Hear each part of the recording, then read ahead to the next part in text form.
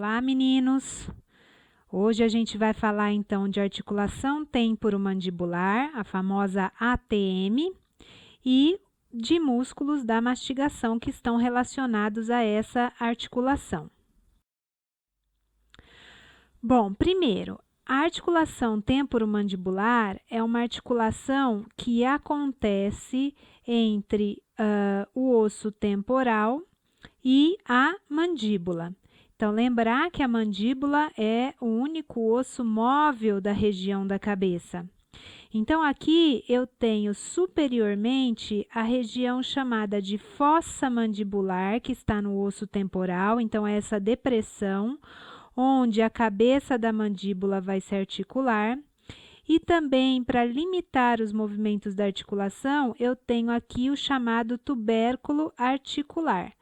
Então, aqui a articulação ela é realizada na fossa mandibular, entre a fossa mandibular e a cabeça da mandíbula, com a participação, então, deste que é o tubérculo articular.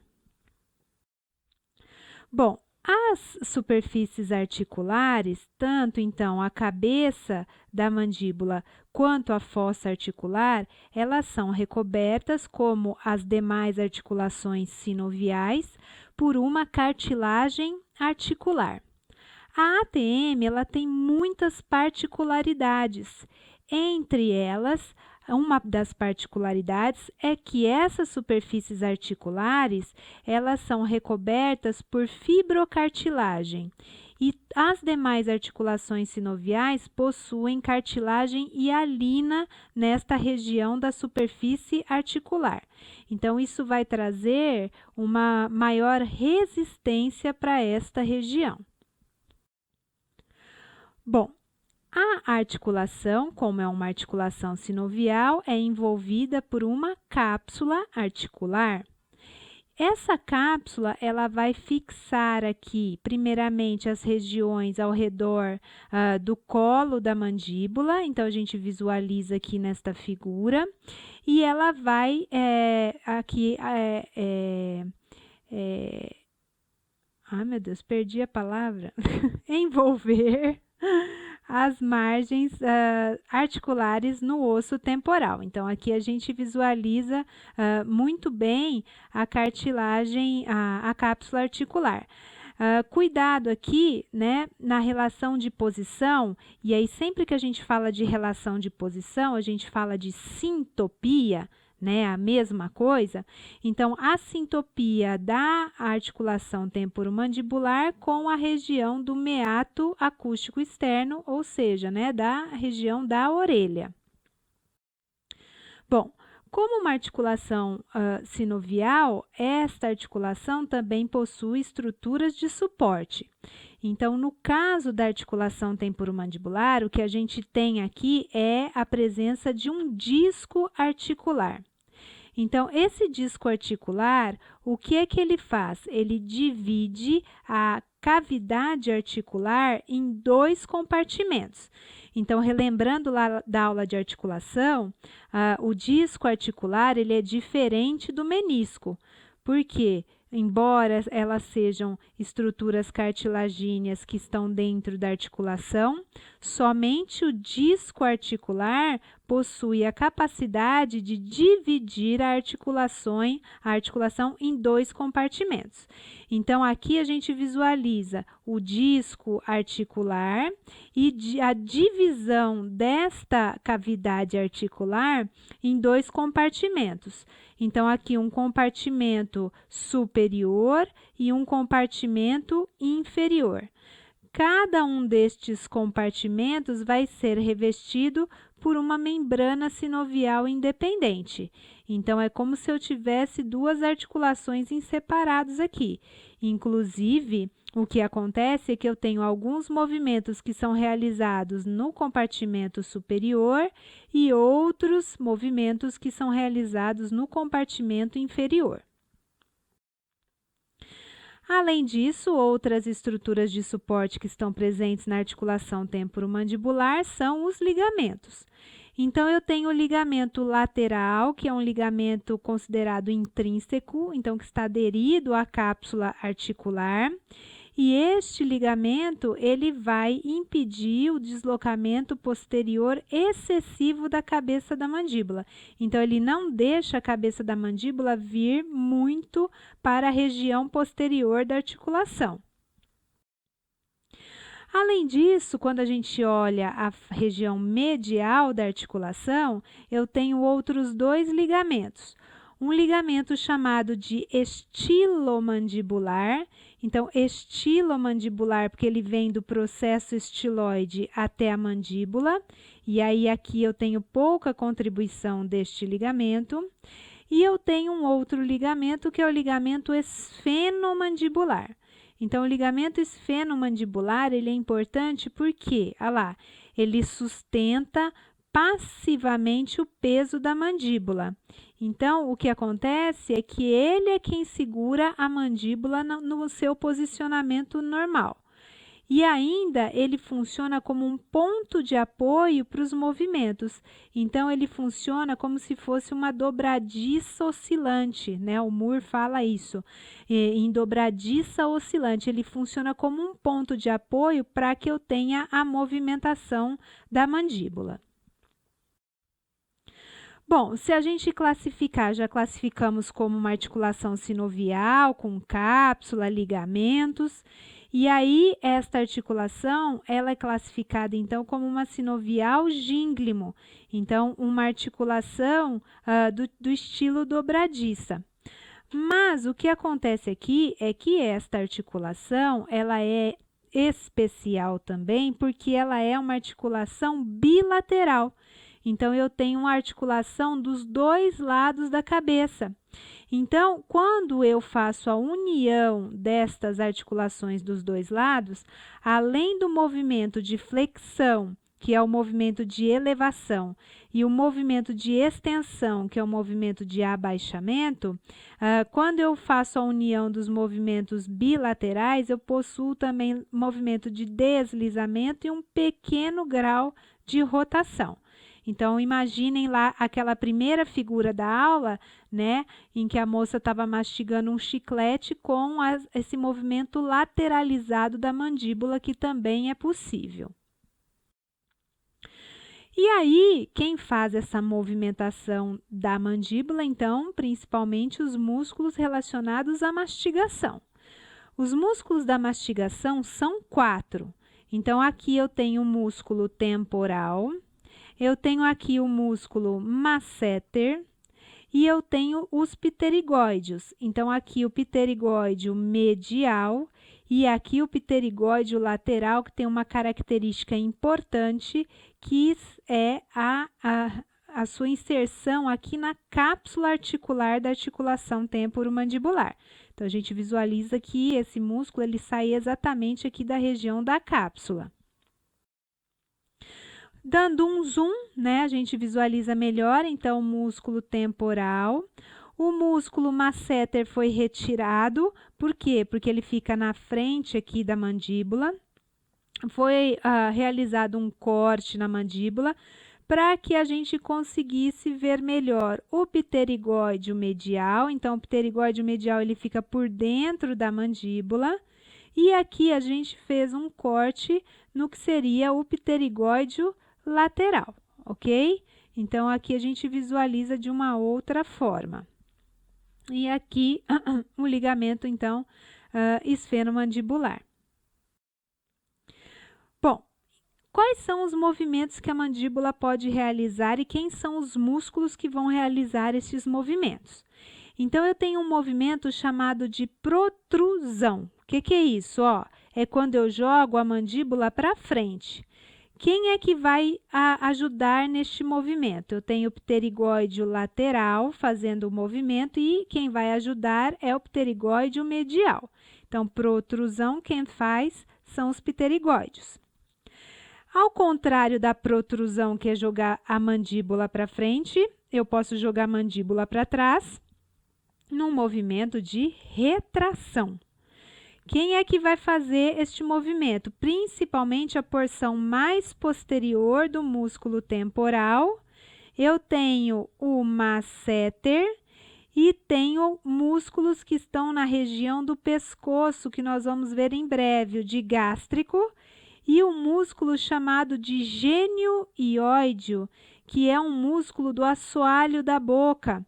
Ele é um músculo que vai estar logo abaixo da língua, tá? Então, gênio ióideo e o digástrico. Quem mais? Um movimento de elevação. Elevação é quando eu fecho a boca. Quem são os músculos? Temporal, masseter e o pterigóideo medial. E por último, a abertura da boca, que é a depressão, que é realizado, obviamente, com a ajuda da gravidade, mas eu tenho novamente músculos que estão aqui na região abaixo da mandíbula. Então, o miloioideu e o genioideu, que são músculos do assoalho da boca, que nós vamos ver na próxima aula, e o músculo digástrico, que é um músculo que fica aqui na região mais inferior. Tá? Então, se eu fizesse de dentro para fora, eu tenho o genioideu, o miloioideu e o digástrico, que é o mais inferior. Lembramos de um músculo chamado platisma. Então, nós falamos lá na aula de cabeça desse músculo, que é um músculo que vai ajudar a abaixar a mandíbula, principalmente contra a resistência, ok? Então, o músculo platisma, que é aquele músculo bem fininho que está na região do pescoço, até a região superior do tórax, mas ele sai de toda esta região da mandíbula, do arco da mandíbula. Bom, aqui a gente visualiza, né, uma tabelinha. Então, o movimento de elevação, que é fechar a boca, depressão, e os músculos que são responsáveis, que a gente viu lá na figura anterior. Ainda aqui, ele coloca como movimentos laterais, então, os movimentos laterais, né, que podem ser movimentos que fazem o rangido dos dentes e na mastigação. Então, quando eu tenho esses movimentos laterais da mandíbula, eu tenho o temporal do mesmo lado e os pterigóideos do lado oposto, além do masseter, tá? Então, são os músculos que realizam esses movimentos de lateralização da mandíbula. Bom, e aí a ATM, por que ela é uma articulação tão especial? Então, hoje em dia, ela está muito relacionada com o trabalho do dentista, né, por exemplo. Por quê? Porque eu tenho alguns problemas de ATM que podem acontecer por conta da má oclusão dos dentes, por exemplo.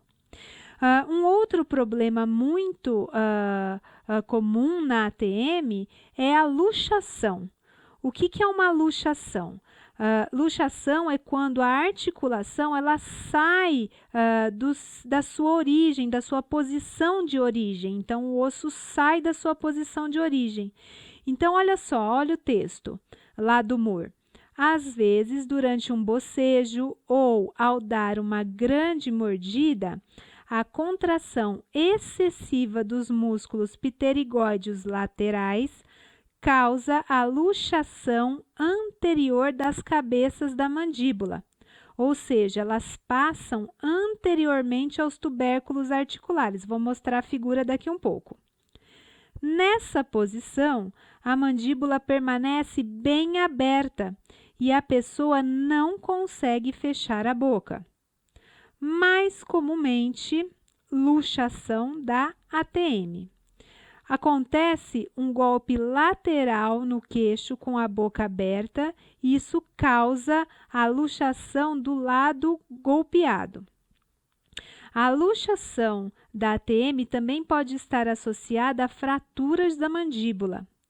E a luxação posterior é rara em face à resistência propiciada pelo tubérculo pós-glenoidal e pelo forte ligamento lateral intrínseco. Então, lembra que o ligamento lateral ele impede que a cabeça da mandíbula vá para a região posterior da articulação.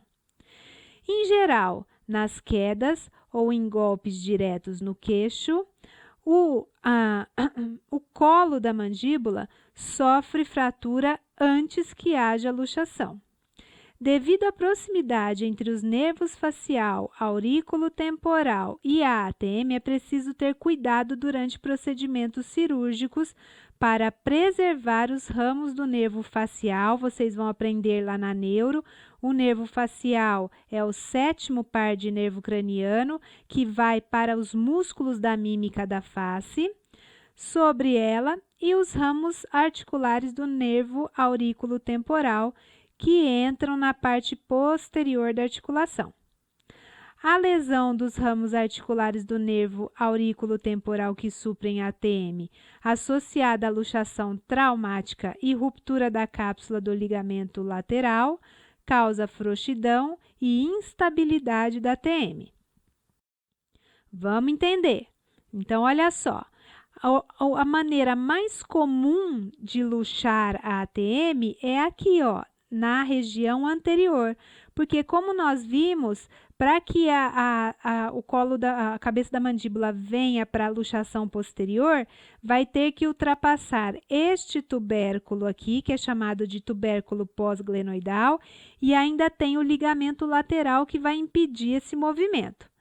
Agora, quando eu abro, por exemplo, muito a boca, o que acontece é que a cabeça da mandíbula ela vai deslizar, e o que pode acontecer é que ela desliza tanto que ela vem parar aqui na frente do tubérculo articular. E aí, quando eu tento fechar a boca, né, a cabeça da mandíbula fica parada aqui nesta região. Então, isso é o que a gente chama de luxação da ATM. E o que isso causa? Isso causa uma dificuldade, né, no fechamento da boca. Então, a pessoa fica com a boca aberta, não consegue fechar. E aí, o ortopedista precisa fazer uma manipulação dessa articulação, uma manobra para que a cabeça da mandíbula volte para o espaço natural que ela normalmente ocupa, ok? Então, luxação é sempre quando eu tenho um osso saindo aí do seu local natural. E a gente já ouve muito falar hoje nas DTMs, que são as disfunções temporomandibulares. Então, esse termo é utilizado para reunir um grupo de doenças que vão acometer os músculos mastigatórios, a própria articulação e algumas estruturas que estão ao redor. Então, primeiro, o que causa muita DTM é o fato de que essa articulação, elas estão, na verdade, são duas articulações conectadas através de um único osso, e eu preciso que os dois lados estejam funcionando simultaneamente. Então, qualquer coisa que faça com que um lado funcione diferente do outro, causa um desequilíbrio nesta região e, portanto, causa uma disfunção temporomandibular.